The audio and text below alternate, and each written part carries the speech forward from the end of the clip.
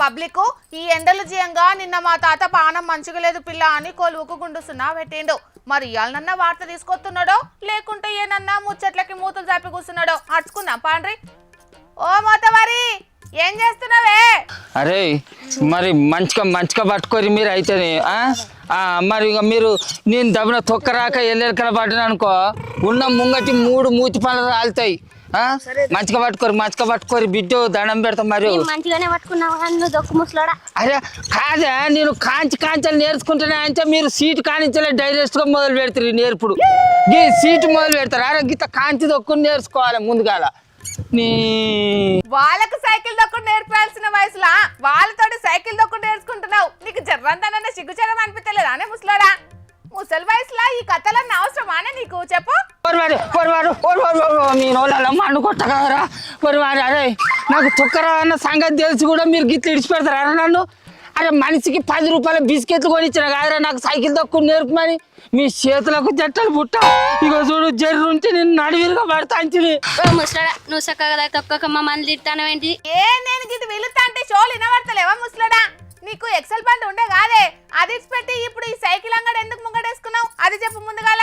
ఎస్కల్ బండిని పాతింప సామాన్లోని కమ్మిన ఇక గాస్ బుజ్జినేమో అటుకు మీదకి ఎక్కించిన. ఎస్కల్ బండికి బదులుగా ఈ సైకిల్ దొక్కుని నేర్చుకుంటానా? గాస్ పొయ్యికి బదులు కచ్చడ పొయ్యి పెట్టిన కేల్కతం దుకాణం బంద్. ఎందుకయ్యా ఏమైందని ఈ గ్రామ్ చేసినావు అది చెప్పు. ఏం కావాలి ఇంకా గాసు రేట్లు పెరిగినా బుడ్లు దొరుకుతలేవా? ఇంకా అది చాలదన్నట్టు నిన్ననో మొన్ననో పెట్రోల్ డీజిల్ రేట్లు కూడా పెంచింది. ఇక నా సొంచి పేదోడు ఏం బతికేటట్టున్నది చెప్పు. అందుకే వెనకటి రోజులకే పోతానా. వెనకటి కాలంలో సైకిల్ కొందామన్నా నా దగ్గర అంత తోమత లేదు. ఇప్పుడు సైకిల్ కొనే తోమతున్న ఈ సైకిల్ దొక్కొచ్చే పరిస్థితి లేదు. అందుకే ఈ పొలగాళ్ళని బతిలాడి అరే నాకు సైకిల్ దొక్కుని నేర్పుకురా అని తీసుకొస్తే ఇగో నాకు గతికి ఇంతకు తీసుకొచ్చి వీళ్ళు నూలమ్మ అనుకోట సైకిల్ నేర్పురారా. మనిషికి 10 రూపాయల బిస్కెట్లు తీసుకున్నారు బాడుకోవాలారా. అవునే అప్పటికి రాహుల్ గాంధీ సారు మొత్తుకున్నాడే. మొన్న జరిగిన పక్కపంటి రాష్ట్రాల ఎన్నికలు అయిపోగానే కేంద్రము పెట్రోల్ డీజిల్ రేట్లను పెంచుతుంది చూడుండ్రా అన్నాడు. ఆ సార్ అన్నట్టుగానే కేంద్రం పెట్రోల్ డీజిల్ రేట్లను పెంచే. అరే వెనుకటి కాలంలో ఈ పెట్రోల్ డీజిల్ రేట్లు పావులో ఆటానో పెరిగితేనే ఇంత నుంచి జనాలు అందరు రోడ్ల మీదకి వచ్చి ధర్నాలు రాస్తారోకలు చేసేది.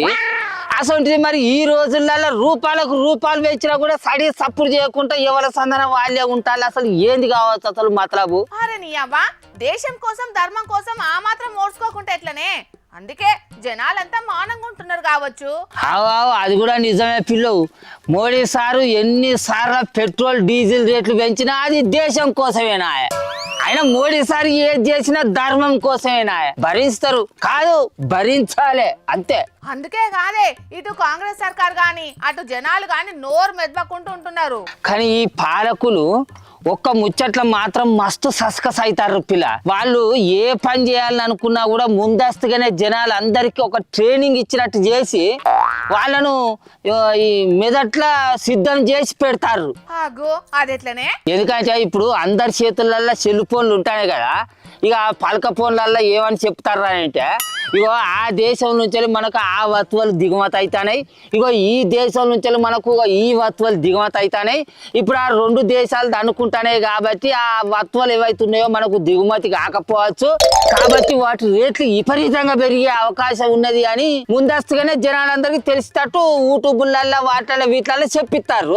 ఇక సర్కారులు ఏ వస్తువుల రేట్లు పెంచినా కూడా జనాలు సడి సప్పుడు లేకుండా సప్పుడు చేయకుండా అడింట్లలో ఉంటారు. ఏం చేస్తారు వాళ్ళైనా? అవును ఇదైతే నిజమేనే తాత.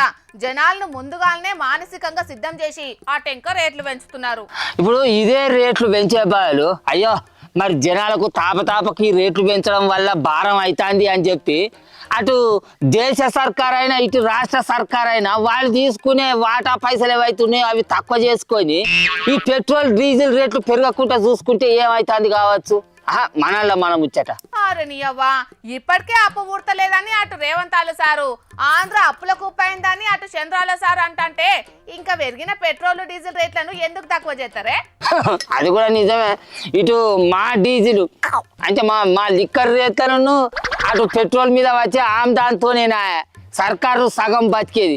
ఇక వాటి రేట్లను తక్కువ చేసేది ఉంటే సర్కారు అన్ని కూడా సడుగు మీద పుట్నాలు అమ్ముకునే కథ అయిపోతుంది కావచ్చు. అందుకే ఇప్పుడు నువ్వు ఆ ఎక్సెల్ బండి అమ్మి ఈ సైకిల్ కొందాం అనుకుంటున్నావా? అమ్మేంది ఎప్పుడో చేసుకొని పని బేరం పెట్టి అమ్మింది అంచడం. ఇక ఈ సైకిల్ దొక్కు నేర్చుకున్నాడు అయిపోగానే ఒక కొత్త సైకిల్ కొనుక్కుంటా. అరే ఎందుకంటే ఆ పొలం కాడికి పోవుడు వచ్చి బాగా తిప్పలు అవుతుంది అంచను. ఓ ముసలోడా, సైకిల్ దొక్కుడు ఏమైనా ఉన్నదా? మా సైకిల్ మేము పట్టుకొని పోవాలా?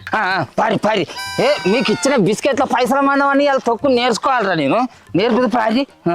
ఓ ముసలోడా, సైకిల్ దొక్కడానికి పోయి కందుకాలలో పడి కాలిగా కొట్టుకునే మరి పైలంగా దొక్కు, అంత ఆగమాగం చేయక జరా. మనుగొట్ట ఓ పిల్ల ఈ లొల్లడు కానీ నీ వార్తలు నువ్వు అయితే చదువుకో నిమ్మలంగా రాంచావు నాకు మనుగొట్ట. చూసిన రానోళ్ళ మా ముసలోని కట్టెలు ఎట్లున్నాయో. పెట్రోల్ ధరలు పెరుగుతున్నాయని ఎక్సెల్ బండి అమ్మి ఇగో ఈ వయసులో సైకిల్ నేర్చుకుంటున్నాడు. అయినా అది కూడా ఓ అంతకు మంచిదే పట్టుండ్రి. ఇదివరకు ఎంత దూరం ఉన్నా సైకిల్ మీదనే పోదురు గాని ఇప్పుడు వాడ కట్టుకున్న దుఃఖంలోకి పోయి అగ్గిపెట్ట తీసుకురావాలన్న బండేసుకుని బుర్రున పోయి తెస్తున్నారు. అసలుకు మనుషులకు శారీరక శ్రమ అనేదే లేకుండా పోతున్నది. ఇక ఈ రకంగానన్నా ఇప్పుడు సైకిల్ వాడకం పెరిగితే పానానికి పానం మంచిగుంటది, అటు పైసలు కూడా ఆదా అవుతాయి.